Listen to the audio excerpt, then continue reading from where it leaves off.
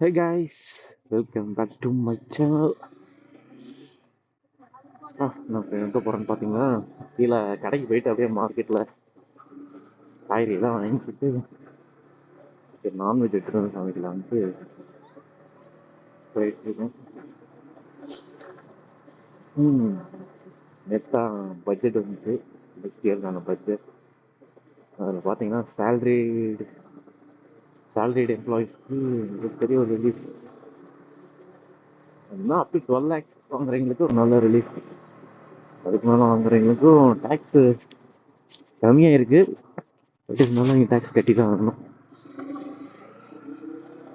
ஏன்னா கடந்த ஒரு 4-5 மாதமாகவே பல ட்ரோல்களுக்கு உள்ளானாங்க.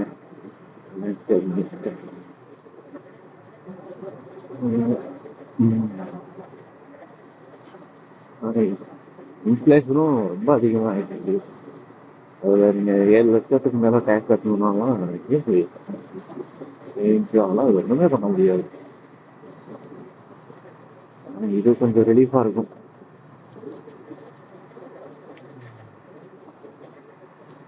பட்ஜெட் நிறைய பேர் பார்த்துருப்பீங்க, பார்க்காதவங்களுக்கு சும்மா ஒரு அவுட்லைன் மாதிரி சொல்லிடுறேன். இப்போ டேக்ஸில் மோஸ்ட்லி எம்ப்ளாயீஸ்லாம் சேலரிடு எம்ப்ளாயீஸ்க்கு 12 lakhs வரைக்கும் நோ டேக்ஸ்.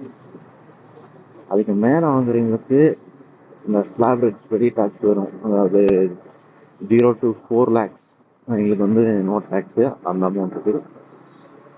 4 to 8க்கு வந்து 5%, 8 to 12க்கு 10%, 12 to 16க்கு 15, 16 to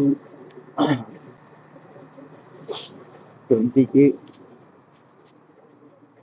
20%, 20 to 24 25%, 25 above 30%. அதுதான் டேக்ஸு. 12 lakhs வரைக்கும் நோ டேக்ஸு. அந்த ஸ்டாண்டர்ட் டிடக்ஷனும் இருக்குல்ல, 12,75,000 வரைக்கும் உங்களுக்கு டேக்ஸ் கிடையாது. அதே நீங்கள் ஒரு 1000 ரூபா அதிகமாக சம்பாதிச்சாலும் 12,76,000 இன்கம் டேக்ஸ்னா அந்த ஸ்லாப் ரேட்ஸ் படி மொதல் 4 லட்சத்துக்கு டேக்ஸ் இருக்காது, அடுத்த 4 லட்சத்துக்கு 5% டேக்ஸு. அப்படி போட்டு ஒரு 76,400 சம்திங் வரும். அது வந்து போன டைம் கம்பேர் பண்ணதோட கம்மி தான். உங்களுக்கு க்ரோமில் நிறைய இடத்துலையே அந்த எந்த அளவுக்கு பெனிஃபிட் போன வருஷத்துக்கு இந்த வருஷத்துக்கு எவ்வளோ பெனிஃபிட் வரும் எல்லாமே கொடுத்துருப்பாங்க. நான் இந்த வீடியோலேயே ஆட் பண்ணுறேன் என்ன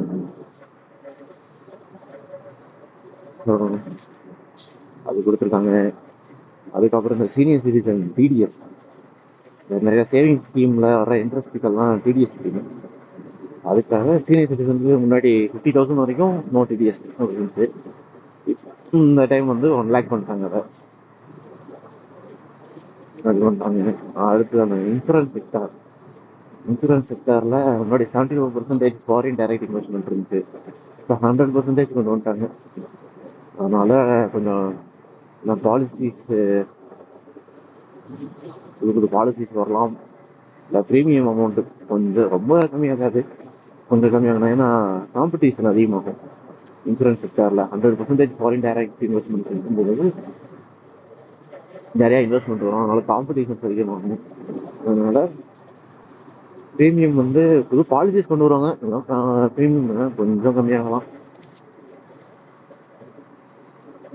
ஹோல்டு வர மாதிரி இருக்கு. அதுதான் மூத்த மாதிரி தான் பேசிட்டு இருக்கேன். அது முடிச்சு அதுக்கப்புறம் என்னது, இந்த மைக்ரோ ஸ்மால் மீடியம் என்டர்பிரைசஸ், அந்த சிறு குறு தொழிலாளிகள், அதுக்கெல்லாம் அந்த ஒரு கிளாசிஃபிகேஷன் பண்ணுறதுக்கு இவ்வளோ இன்வெஸ்ட்மெண்ட் பண்ணால் அது மைக்ரோ என்டர்பிரைசஸ், இவ்வளோ டர்ன் ஓவர் காமிக்கணும் அப்படின்னு இருக்கும், அந்த லிமிட் இருக்கும். அதை வந்து இன்வெஸ்ட்மெண்ட்டை 2.5 times டேர்ன் ஓவரை 2 times இன்க்ரீஸ் பண்ணியிருக்காங்க. அதாவது பார்த்தீங்கன்னா மைக்ரோ என்டர்பிரைசஸ்க்கு 1 crore இன்வெஸ்ட்மெண்ட் வரைக்கும் இருக்கணும். அதுக்கப்புறம்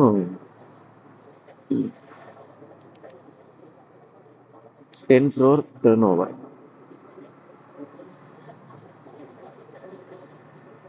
அப்படி இருந்தால் அது வந்து மைக்ரோ என்டர்பிரைசஸ். அதை வந்து இப்போ வந்து அப்படியே இன்வெஸ்ட்மெண்ட்டாக 2.5 times 1 crore சொல்லியிருந்தேன்னா 2.5 crores.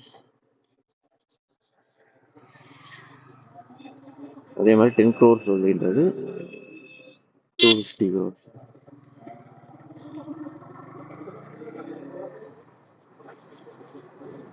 அந்த மாதிரி மாற்றிட்டு அப்புறம் அந்த என்டர்பிரினர்ஷிப், விமன் என்டர்பிரினர்ஷிப்புக்கெல்லாம் நிறையா லோன்ஸ் கிட்டத்தட்ட 2 கோடி ரூபா வரைக்கும் லோன் கவர்மெண்ட் ஸ்கீம்ல கொடுக்குற மாதிரி பண்ணியிருக்காங்க. இந்த பிற்படுத்தப்பட்ட கேஸ்ட், எஸ்டி, எஸ்சி, அப்புறம் வந்து உமன் என்டர்பிரினர்ஸ் நான் சொல்லியிருக்காங்க. அதுக்கப்புறம் இந்த ஸ்ட்ரீட் வெண்டார்ஸ் இருக்காங்களா, ரோட்டு கடைகள், பிஎம் ஸ்வநிதி, கரெக்டாக ப்ரொனவுன்ஸ் பண்ணுறாங்கன்னு தெரியல, அந்த ஸ்கீமில் 30,000 வரைக்கும் credit card with UPI facility கொண்டு வரதாகவும் சொல்லியிருக்காங்க.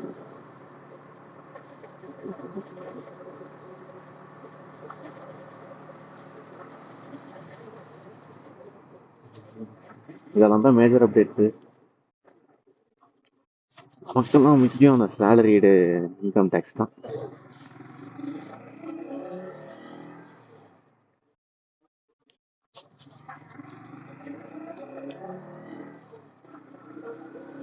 பெரிய இது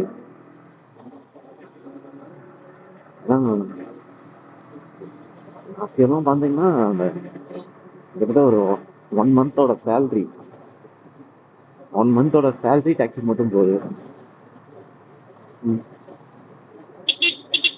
படிச்சு ப்ரொமோஷன் எடுக்க படிச்சு உள்ள செலக்ட் ஆகிறதுக்கு படிக்கணும், ப்ரொமோஷன் எடுக்க படிக்கணும், எல்லாத்தையும் படித்து இன்க்ரிமெண்ட் வாங்கினா அந்த இன்க்ரிமெண்ட்டை டேக்ஸாக கவர்மெண்ட் எடுத்துக்குது.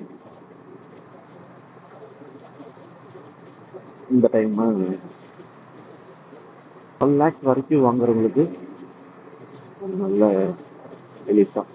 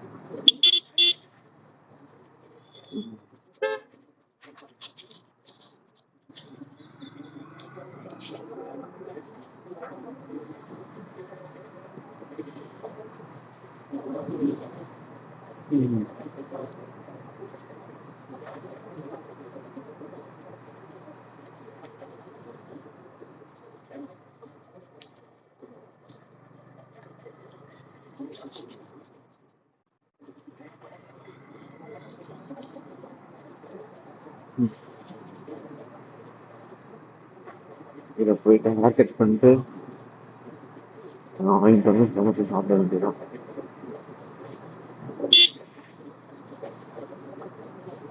ரீசெண்டாக லேண்ட் ஒன்று பர்ச்சேஸ் பண்ணுங்க. லேண்டு பர்ச்சேஸ் பண்ணிட்டு வீடு கட்டுறதுக்கு இங்கே தான் அந்த அப்ரூவல், டிடிசிபி அப்ரூவல் இல்லை வாங்கும்போது. ஆனால் ரிலேஷன் வீடெல்லாம் பக்கத்துலேயே, கொஞ்சம் டவுனும் பக்கம், அதனால பரவாயில்லன்னு சொல்லிட்டு அந்த லேண்டையும் வாங்கியாச்சு. இன்னொரு விஷயம் என்னன்னா, எனக்கு வாங்கும்போது பெருசாக 0% நாலேஜ் லேண்ட் வாங்கும்போது. அது ஒரு பெரிய கதையாக போச்சு. அதுக்கான மன உளைச்சல்லாம் ரொம்ப அதிகம். அதை முடிச்சுட்டு இப்போவும் எதுவும் பெருசாக தெரியாது. அந்த அப்ரூவல் வாங்குறதுக்காக விசாரிச்சுட்டு இருக்கேன். நெக்ஸ்ட் வீக் தான் லீவ் போட்டு போயிட்டு தான் முனிசிபாலிட்டி ஆஃபீஸில் போயிட்டு கேட்கணும்.